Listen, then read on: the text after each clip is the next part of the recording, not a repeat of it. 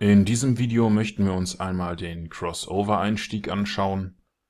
Das ist einer der beliebtesten Einstiege. Wir handeln hier gerade zwei exponentielle gleitende Durchschnitte. Das hier ist ein 20er Moving Average und das ist ein 50er Moving Average. Und wenn die sich hier überkreuzen, dann werden Kaufen- oder Verkaufen-Signale erzeugt. Und wir wollen uns einmal anschauen, wie man sowas in MQL5 programmieren kann. Um das zu tun, klicken wir bitte auf diesen kleinen Button hier im MetaTrader oder drücken die F4-Taste.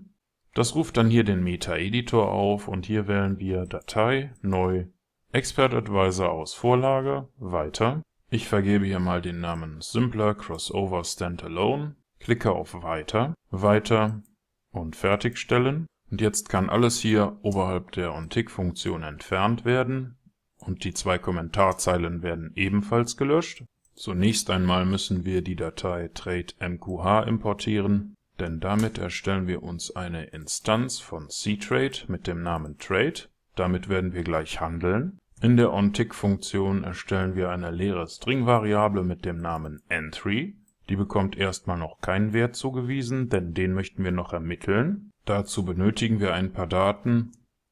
Zunächst einmal den Ask und den Bitpreis.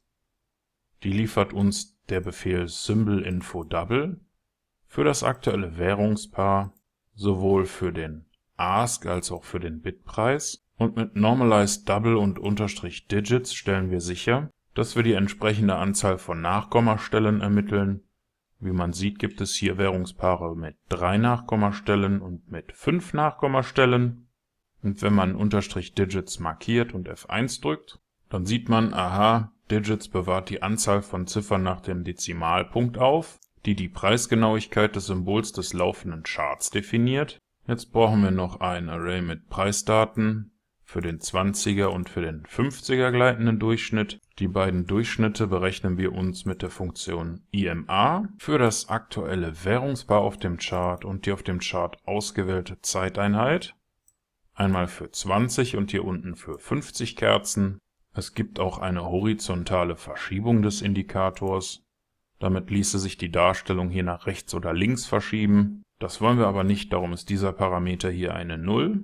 Mit Mode_IMA holen wir uns den exponentiellen Moving Average und Preis_Close steht für den Schlusskurs. Wenn Sie einmal auf Einfügen, Indikatoren, Tendenz, Moving Average klicken, dann finden Sie alle diese Informationen hier auch wieder. Hier würden wir dann 50 oder 20 Kerzen wählen.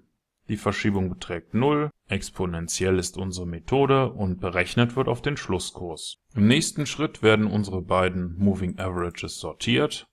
Von der aktuellen Kerze an abwärts, das macht der Befehl ArraySetterSeries. Und mit CopyBuffer füllen wir anhand der Moving Average Definition, die wir hier oben getroffen haben, für die erste und einzige Linie unseres Indikators von der aktuellen Kerze 0 für 3 Kerzen, unser Moving Average Array für den 20er und für den 50er EMA mit Daten. Jetzt kommen wir zur eigentlichen Ermittlung des Signals. Wenn der 20er Moving Average den 50er von unten überschnitten hat, das wäre in diesem Fall, wenn der Moving Average 20 jetzt größer ist als der Moving Average 50 und wenn der bei der letzten Kerze noch kleiner war als der Moving Average 50, dann möchten wir unserem Einstiegssignal gerne den Wert Kaufen zuweisen.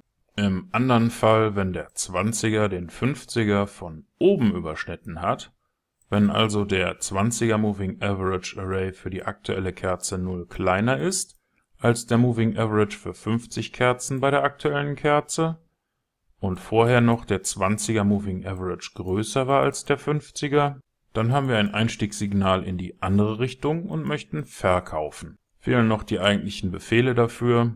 Wenn unser Einstiegssignal Verkaufen lautet und wir noch keine offenen Positionen haben, dann möchten wir gerne verkaufen, und zwar 10 Microlot. Im anderen Fall, unser Einstiegssignal hat den Wert Kaufen.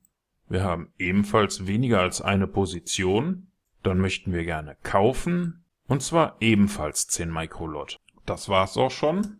Fehlt noch eine geschweifte Klammer. Und wenn Sie soweit fertig sind, dann können Sie auf Kompilieren klicken Die Klammer hatte ich schon. Entfernen wir die zweite, kompilieren nochmal. Dann geht das hier ohne Fehler und ohne Warnungen ab. Wenn das bei Ihnen auch so ist, dann klicken Sie auf diesen kleinen Button hier oder drücken Sie die F4-Taste, um in den MetaTrader zurückzukehren. Und im MetaTrader klicken wir auf Ansicht, Strategietester oder drücken die Tastenkombination STRG und R. Das ruft dann hier unser Strategietester-Panel auf. Und hier wählen wir die Datei simpler crossover standalone.ex5 aus, markieren die Option für die Visualisierung und starten unseren Test. Und so sieht das Ganze dann im laufenden Betrieb aus.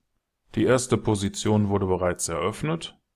Und Sie haben in diesem kurzen Video gelernt, wie Sie für den beliebten Crossover-Einstieg ein selbstständig lauffähiges und handelsfähiges Programm erstellen können. Und Sie haben das selbst programmiert mit diesen paar Zeilen hier in MQL5.